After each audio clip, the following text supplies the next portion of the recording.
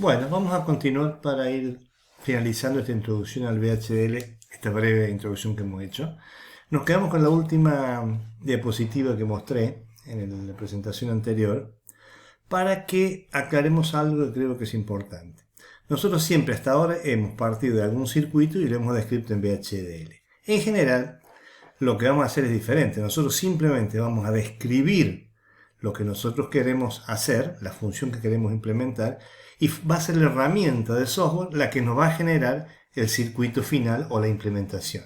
Es decir, nosotros cuando queremos describir algo, nuestro procedimiento va a ser describirlo en VHDL y que la herramienta se encargue de sintetizarlo y de encontrar el circuito que considere que puede implementar la función que nosotros queramos. O sea, que no les quede la idea de que nosotros primero tenemos que hacer el circuito y después el VHDL. Esto es un ejercicio didáctico que probablemente se los pide en alguna evaluación, que pasen desde un circuito esquemático al VHDL o del VHDL al circuito esquemático, exclusivamente por una cuestión didáctica, pero lo que en general se hace es definir en VHDL el diseño y que la herramienta se encargue de su implementación. Dicho esto, vamos a ver el diagrama de flujo que vamos a realizar para hacer diseños utilizando dispositivos lógicos programables. Los dispositivos lógicos programables los vamos a ver un poquito en detalle en la próxima presentación, pero son esas plataformas que les comenté que vamos a utilizar en la práctica, que son unas FPGA Designing. En realidad son unas plataformas que contienen una FPGA Designing, pero es una plataforma de la empresa Digiten, que tiene además del FPGA un par de periféricos que nos ayudan a mostrar lo que se implementa dentro de la FPGA. Entonces, ¿qué es lo que tenemos que hacer para hacer, cómo va a ser nuestro diseño? ¿Cómo vamos a trabajar nosotros para realizar un diseño en este tipo de plataforma? Lo primero que tenemos que tener claro son las especificaciones. Si nosotros no tenemos las especificaciones, no vale la pena ni comenzar con nada porque no sabemos lo que queremos hacer. Entonces, la especificación es claro tenerla absolutamente presentes en el momento en que se está diseñando. Una vez que nosotros tenemos las especificaciones, las conocemos y las hemos estudiado, empezamos recién a describir el diseño en VHDL. Es decir, generamos el archivo ese que hacemos referencia, la entidad y la arquitectura donde definimos la funcionalidad del circuito. Después de esto, siempre en general, esto se hace generalmente en un editor de texto propio de alguna herramienta. Nosotros vamos a usar el ICE, tiene un editor de texto, y cuando una de las opciones es chequear la sintaxis. Cuando nosotros escribimos algo, siempre nos falta un punto y coma o algo, entonces puede haber algún error y esos errores hay que corregirlos. Una vez que la sintaxis es correcta, no nos dice nada acerca de si el circuito va a hacer lo que nosotros queremos o no queremos. Simplemente nos da un error nos detecta errores de sintaxis. Es como el C. Luego viene una simulación funcional. ¿Qué quiere decir esto? La herramienta tiene la posibilidad de simular el circuito que nosotros hemos descrito. ¿En qué consiste la simulación? La simulación consiste en inyectarle señales a las entradas, generar señales que nosotros vamos a elegir, qué estímulo le vamos a dar, ver qué valores tiene a la salida y comparar si realmente para esas entradas nosotros esperamos esos valores. Mientras más intensivo sea la generación de señales de entrada, es decir, la idea es que podamos generar todas las situaciones y verificar que el circuito se comporta como nosotros esperamos.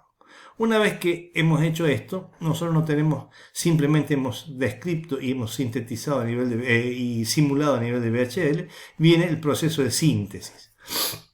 El proceso de síntesis, como le dice, ya es un proceso interno de la herramienta, en lo que hace es traduce ese VHDL a algún circuito esquemático básico, ¿no es cierto?, en que ya se parece a lo que nosotros hemos visto anteriormente. Y también paralelamente con eso, en realidad lo que hace es una netlist, es una lista de componentes internos que él utiliza para generar la implementación del circuito que nosotros hemos descrito. Nosotros a este nivel ya no podemos hacer ninguna modificación. En realidad no deberíamos hacer, hay algunas herramientas que lo permiten, pero no debemos hacer ninguna modificación porque ya la idea es trabajar a un nivel de abstracción más alto.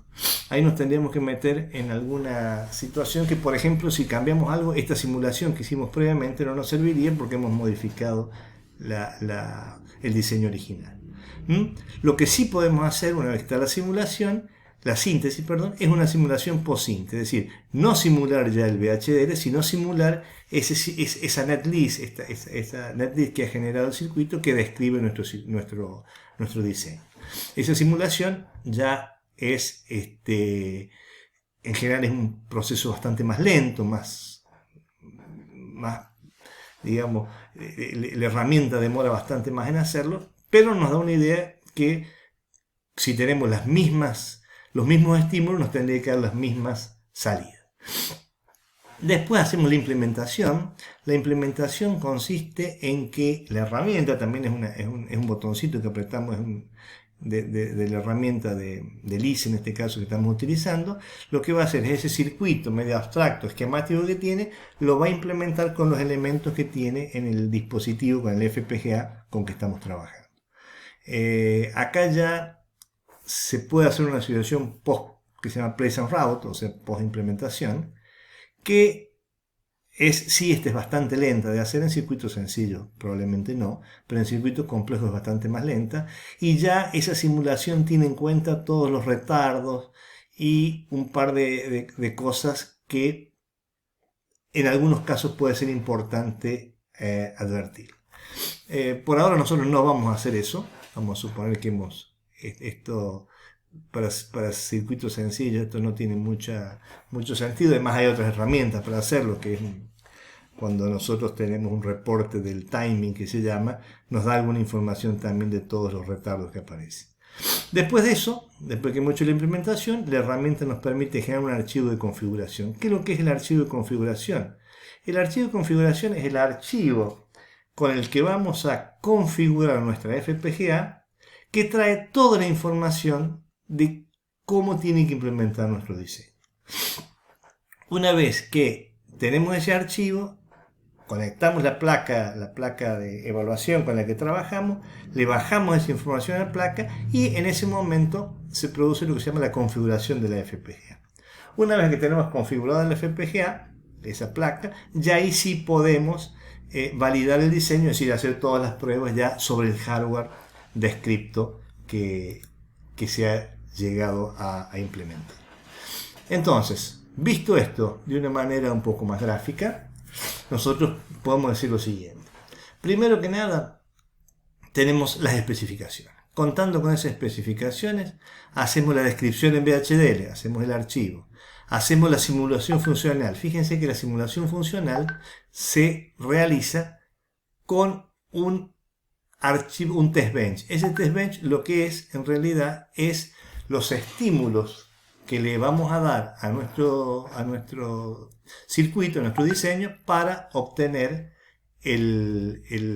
para realizar las pruebas de si eso funciona correctamente.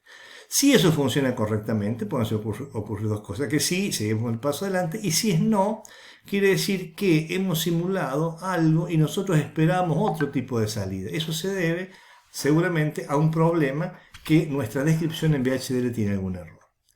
Si eso lo resolvemos, hacemos nuevamente la simulación funcional y eso funciona correctamente, pasamos al tema de la síntesis y optimización. Acá se agrega una palabra nueva que es optimización, y se debe más que nada a que la herramienta no solo que sintetiza, sino que simplifica la señal, la implementación de una manera, que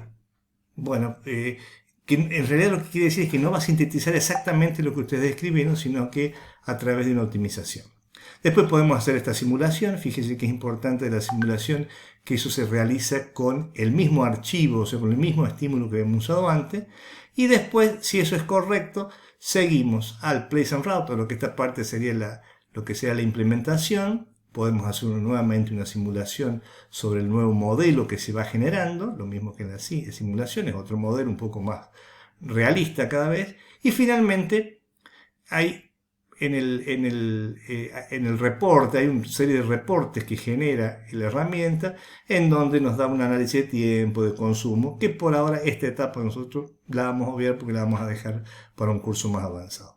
Si eso es correcto, nosotros lo que hacemos es finalmente configuramos la FPGA, a veces usamos la palabra programación, que quizás no sea la más adecuada, para indicar ya la finalización de nuestro trabajo y llevar todo nuestro diseño al circuito final.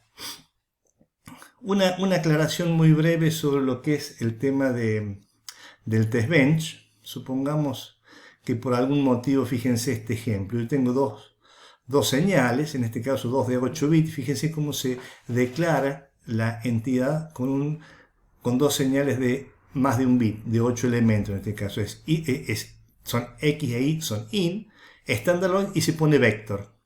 Vector indica que son todos elementos similares y que tienen 8 elementos cada uno. X e Y tiene 8 elementos. Y acá tenemos 3 salidas iguales, que es mayor, igual y menor, en realidad MA, IG y ME. Y lo que hace el test bench es, para hacer la simulación, este es nuestro diseño. Supongamos que acá está la arquitectura, la escribimos de alguna manera. Este es nuestro diseño, que es un comparador.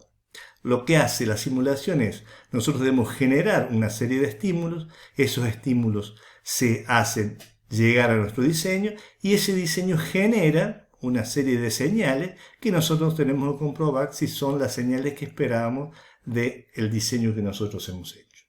Bien, con esto terminamos nuestra parte de la introducción y